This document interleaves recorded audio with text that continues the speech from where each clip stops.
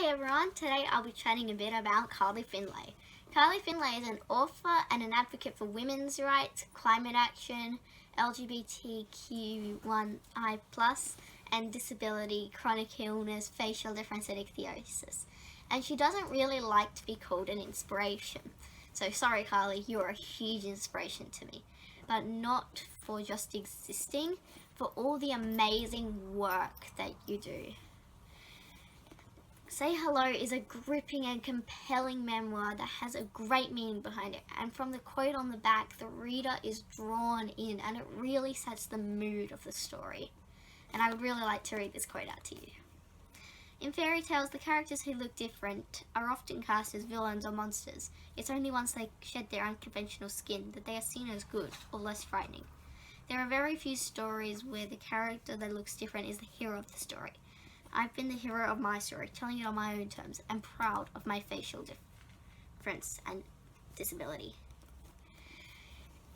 Carly does a lot of advocacy work for all these amazing causes such as women's rights, climate action, disability, ichthyosis, chronic illness, LGBTQI+, and diversity. And also, there's several quotes throughout the book that really are compelling, and I'd love to read these out as well. Pride in myself is a lot easier to live with than wanting to change myself. It'll be for you too, I promise. In my lifetime, I want to see a character with a facial difference save the world, not destroy it. Representation matters.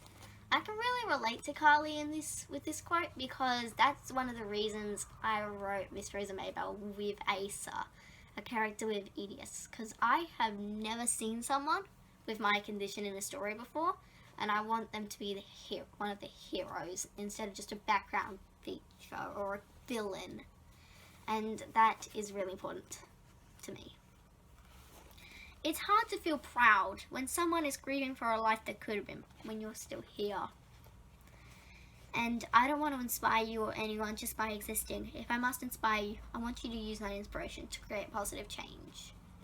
I can really relate to Carly in this instance because I don't want to inspire people just by living with my EDS and chronic fatigue and chronic migraine and all the other conditions that I've been battling. I don't want to be an inspiration just for going outside and going for a walk. If I must inspire you, I want to inspire you through the achievements that I've done, like publishing a book or doing great scouting things. That's how I want to inspire people, not by existing. I can really relate to Carly and some instances in Say Hello, such as always having to explain myself when I'm feeling sick or not up to doing something. The stairs when I'm in a wheelchair and the comments. They act like we can't see them, but we can. And such low expectations of me and everyone with chronic illnesses and conditions and disabilities and facial differences. There is such low expectations. Like, oh my God, you have gotten out of bed. What an inspiration. Don't have such a low bar for us. We can do things. It might take us a bit more time or a little bit of assistance, but we can get things done. And I can't really relate to being shunned because of my facial appearance. I'm quite the opposite because people look at me and they go, oh, you're fine, you should just get on with it or suck it up, and they think that I'm being lazy when I need a wheelchair, and they think that I'm lying when I need it. So it's completely the opposite. And I'm not really into this kind of genre, as you can tell from my book reviews. I'm more of a fantasy dystopian kind of lover, but I just was pulled in by Say Hello. I could not put it down at night. I just would read as late as I could into the night.